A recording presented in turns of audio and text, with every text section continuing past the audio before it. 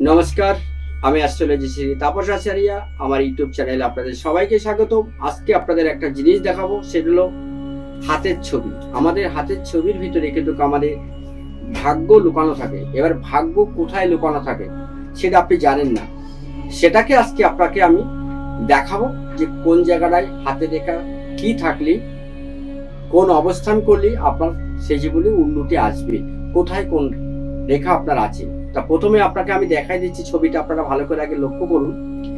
এইটা হলো আমাদের মার্শেল রেখা, এটাকে বলে আমাদের আয়ু রেখা, এবং এটাকে বলে আমাদের শিরা রেখা। তার আগে আপনাদেরকে স্থানটা আমি বলে দিচ্ছি। এইটা হলো আমাদের চন্দ্রের স্থান, এইটা রাহুর স্থান, এইটা বৃহস্পতির স্থান, এইটা শনির স্থান, এটা রবির স্থান, এবং এই যে দেখছেন 10, এটা হলো বুধের স্থান, এবং এইটা 11 এবং 9 এর মাঝখানটায় দেখছেন আপনি, এটা হলো আমাদের বিবাহ রেখা। এবার এই বিবাহ রেখার যদি শাখা দুটো হয়ে যায় এরকম, তাহলে কিন্তু আপনার জীবনে সেকেন্ড ম্যারেজ বা দ্বিতীয় বিবাহের একটা প্রবণতা আপনার ভিতরে থাকবে।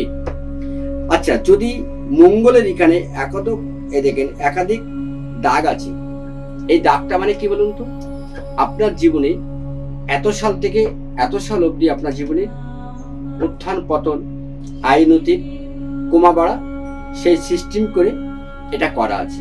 এবার দেখাচ্ছি আমাদের আয়ুরেখা, মানে আমাদের জীবনে দুর্ঘটনা আছে কিনা সেটা হাত দেখে লোকে বলতে পারে, এবং অর্থ আছে কিনা এবং বাড়ি আছে কিনা সেটা কি করে বুঝবেন। যদি আপনার এই ভাগ্য রেখার সাথে যদি আর এই শিরা রেখার সাথে যদি একটা ব চিহ্ন থাকে, আপনার হাতে মিলিয়ে দেখুন, তাহলে কিন্তু আপনার বাড়ি অবধারিত, এবং বাড়ি আপনার কিন্তু 40-38 এই বছরের ভিতরে কিন্তু আপনার বাড়ি হবে, মানে আপনার যখন এই বয়স হবে। যদি